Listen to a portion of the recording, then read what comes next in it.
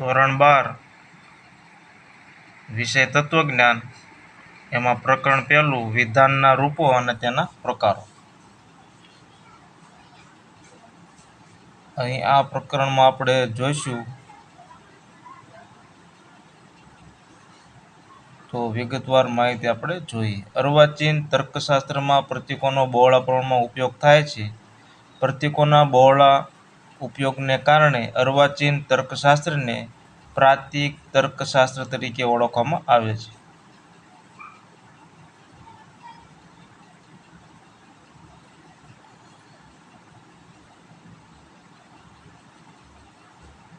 પ્રતીકોની મદદથી ભાષાની અસ્પષ્ટતાઓને દૂર કરી આપણે જટિલ દલીલોની સરળ રજૂઆત કરી શકીએ છીએ। પ્રતીકોના ઉપયોગને કારણે દલીલના પ્રામાણ્યની તપાસ લગભગ યાંત્રિક રીતે થઈ શકે છે અને બૌદ્ધિક શક્તિનો પણ બચાવ થાય છે।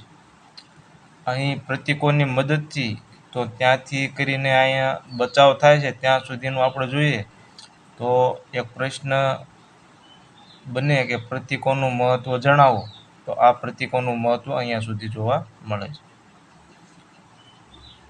આગળ તો આપણે જાણીએ છીએ કે દલીલો વિધાનોની બનેલી હોય છે। વિધાનો દલીલોની અંદર આવતા વિધાનો 3 પ્રકારના હોય છે। તો અહીં દલીલોની અંદર આવતા વિધાનો કેટલા પ્રકારના હોય છે એવો પ્રશ્ન આવી શકે। તો કયા કયા, બરોબર? તો અહીં 3 પ્રકારના વિધાનો જોવા મળે છે। પહેલું છે સાદા વિધાન, બીજું સંયુક્ત વિધાન અને ત્રીજું જટિલ સંયુક્ત વિધાન। અહીં પહેલું આપણે સાદું વિધાન જોઈએ। સાદા વિધાનની વ્યાખ્યા: જે વિધાનમાં બીજા કોઈ વિધાનનો સમાવેશ થતો ન હોય તે વિધાન સાદું વિધાન છે। દાખલા તરીકે હિમાલય પર્વત છે, બરોબર? તો અહીં સાદું વિધાન તો એમાં એક જ વિધાન જોવા મળે છે અને એ એક વિધાન એ સાદું વિધાન તરીકે ઓળખી શકાય। જેમાં જે વિધાનમાં બીજા કોઈ વિધાનનો અહીં વિધાન એક હોવાથી બીજું એમાં કોઈ વિધાન જોવા મળતું નથી, જેના કારણે સાદું વિધાન કહી શકાય। અહીં બીજી વ્યાખ્યા એની બનાવીએ તો જે વિધાનમાં અન્ય કોઈ વિધાનનો સમાવેશ થતો ન હોય તે વિધાનને સાદું વિધાન કહે છે, એવી પણ વ્યાખ્યા બનાવી શકાય। અહીં સાદું વિધાન છે અથવા તો કહે છે એમ પણ કહી શકાય, બરોબર? દાખલા તરીકે હિમાલય પર્વત છે। હિમાલય પર્વત છે તો આ એક જ વિધાન જોવા મળે છે અને એને આગળ જોઈએ સંયુક્ત વિધાન। જે વિધાનમાં એક કે તેથી વધુ સાદા વિધાનનો સમાવેશ થતો હોય તે વિધાન સંયુક્ત વિધાન છે।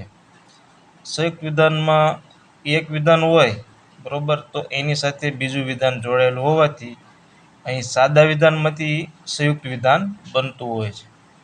તો એની વ્યાખ્યામાં જે વિધાનમાં એક કે તેથી વધુ સાદા વિધાનનો સમાવેશ થતો હોય તે વિધાન સંયુક્ત વિધાન છે અથવા તે વિધાનને સંયુક્ત વિધાન કહે છે એમ પણ કહી શકાય।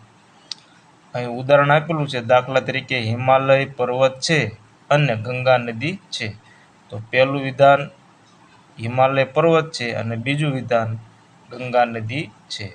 અહીં બંને વિધાન જોઈએ તો અન્યથી જોડાયેલા જોવા મળે છે, એટલે કે અહીં અન્યથી બંને વિધાનો સંયુક્ત થતા હોવાથી અહીં વિધાન સંયુક્ત, બે વિધાન અન્યથી સંયુક્ત થતા હોવાથી વિધાન સંયુક્ત વિધાન બને છે, એટલે કે હિમાલય પર્વત છે અને ગંગા નદી છે। આગળ જોઈએ તાર્કિક સંયોગીઓ કે તાર્કિક કારકો। તાર્કિક સંયોગીઓ કે તાર્કિક કારકો, તો એની વ્યાખ્યા જોઈએ। જે શબ્દ કે શબ્દ જૂથના ઉપયોગને લીધે સાદા વિધાનમાંથી સંયુક્ત વિધાનની રચના થાય છે તે શબ્દ કે શબ્દ જૂથને તાર્કિક સંયોગીઓ કે તાર્કિક કારકો કહે છે,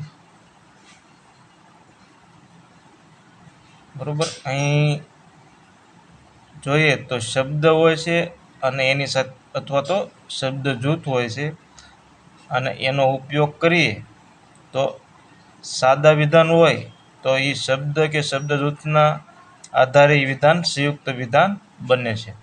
એટલે કે અહીં શબ્દ કે શબ્દ જૂથને તાર્કિક સંયોગીઓ કે તાર્કિક કારકો કહે છે. અહીં બે વિધાન જોઈએ. પહેલું વિધાન હિમાલય પર્વત છે અને બીજું વિધાન ગંગા નદી છે. અહીં બે વિધાન આપેલા જોવા મળે છે. આ બંને સાદા વિધાનો અન્ય શબ્દ દ્વારા જોડાતા હોવાથી અન્ય શબ્દ તાર્કિક સુયોગી કે તાર્કિક કારક છે. બરોબર, તો અહીં અન્ય જે છે એ તાર્કિક સહયોગી કે તાર્કિક કારક તરીકે ઓળખવામાં આવે છે અને બંને વિધાનો જે છે એ અન્યથી જોડાયેલા હોય છે, એટલે તાર્કિક સહયોગી તાર્કિક કારક એને કહે છે. તાર્કિક સહયોગી કે તાર્કિક કારક અંગે નોંધપાત્ર બાબત એ છે કે તાર્કિક સહયોગી કે તાર્કિક કારક બે અલગ વિધાનોને જોડે છે. બરોબર, બે અલગ વિધાન હોય એટલે કે પહેલું બીજું વિધાન હોય તો એને જોડે છે.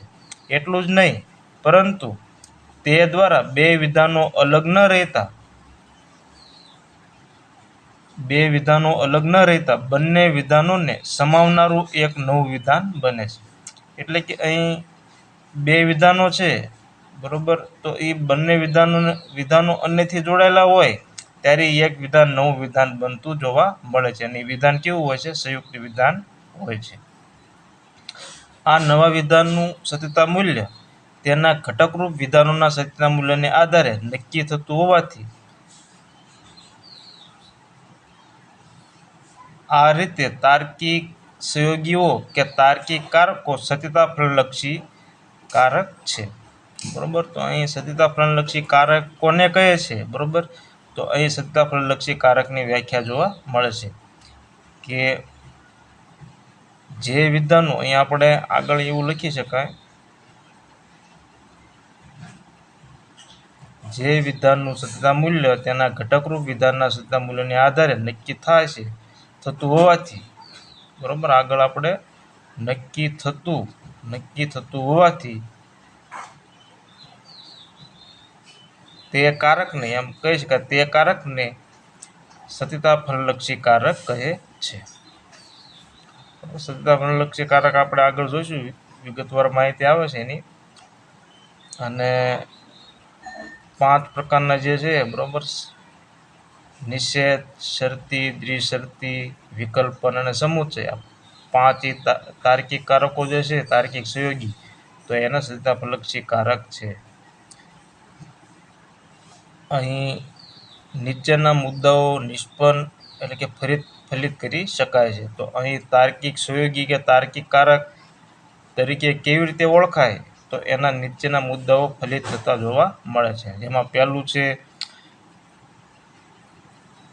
વિધાનોને જોડે છે. તો તાર્કિક સહયોગી કે તાર્કિક કારક જે હોય, બરોબર, તો એ બે વિધાન હોય, બે સાદા વિધાનને જોડતા જોવા મળે છે, એટલે વિધાનોને જોડે છે. પહેલો મુદ્દો ફલિત કરી શકાય. બીજો મુદ્દો એક નવા વિધાનની રચના કરે છે. બરોબર, એક નવું વિધાન બને છે. પહેલું વિધાન સાદું વિધાન છે અને તાર્કિક કારક કે તાર્કિક સહયોગી દ્વારા બીજું વિધાન એની સાથે જોડાયેલું જોવા મળે છે. અને આ નવું વિધાન હોય તો એક નવા વિધાનની રચના કરે છે. એટલે નવું વિધાન જે હોય એ સંયુક્ત વિધાન બનતું જોવા મળે છે. આ ત્રીજો મુદ્દો, આ નવા વિધાનનું સત્યતા મૂલ્ય એના ઘટકરૂપ વિધાનના સત્યતા મૂલ્યને આધારે નક્કી થાય છે. બરોબર, તો અહીં આ નવા વિધાનનું સત્યતા મૂલ્ય એના ઘટકરૂપ વિધાન, તો અહીં ઘટકરૂપ વિધાન કેટલા છે? અહીં આ પહેલું વિધાન અને બીજું વિધાન, તો આ બંને ઘટકરૂપ વિધાન છે અને એના આધારે એનું સત્યતા મૂલ્ય નક્કી થાય છે. સત્યતા મૂલ્ય એટલે કે એ કાં તો સત્ય હોય કાં તો કે અસત્ય હોય, બરોબર, કાં તો કે વિધાન સત્ય હશે, સંયુક્ત વિધાન બન્યું. બે વિધાનના આધારે જે તાર્કિક કારક દ્વારા જે સંયુક્ત વિધાન બન્યું તો કાં તો કે સત્ય હશે અથવા તો એ સંયુક્ત વિધાન અસત્ય હશે. તો એનું ઘટક રૂપી, બરોબર, સત્યતા મૂલ્ય એનું નક્કી થતું જોવા મળે. ચોથો મુદ્દો, તાર્કિક સંયોગીઓ કે તાર્કિક કારકો સત્યતા ફલલક્ષી કારકો છે. તાર્કિક સંયોગીઓ કે તાર્કિક કારકો સત્યતા ફલલક્ષી કારકો છે. અગાઉ પણ આપણે આગળના મુદ્દામાં જોયું કે એના સત્યતા મૂલ્યના આધારે બંને વિધાનો ઘટકરૂપ વિધાનોના આધારે એનું સત્યતા મૂલ્ય નક્કી થાય. એના આધારે તાર્કિક જે સંયોગી હોય બરોબર અથવા કારક એ સત્યતા ફલલક્ષી કારક જોવા મળે છે. અહીં સત્યતા ફલલક્ષી કારક આપણે જોઈએ તો પહેલું આવશે નિષેધ, પછી છે શરતી, દ્વિશરતી, પછી વિકલ્પન અને સમુચ્ચય. તો આ પાંચે પાંચ જે કારકો છે ત્યારે તાર્કિક સંયોગીઓ કે તાર્કિક કારકો કહેવાય છે એ સત્યતા ફલલક્ષી કારક છે.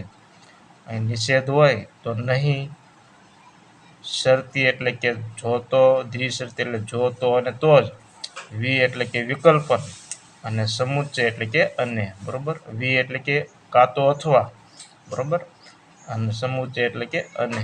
તો આ બધા તાર્કિક કારક જોવા મળે છે. આગળ જોઈએ કુલ 5 તાર્કિક કારકો અને તેમને માટેના પ્રયોજાયેલા પ્રતીકોનો નિર્દેશ પૃષ્ઠ એટલે કે પાના નંબર 2 ઉપર દર્શાવેલા કોષ્ટકમાં કરેલો છે. તો આટલું રાખીએ અત્યારે.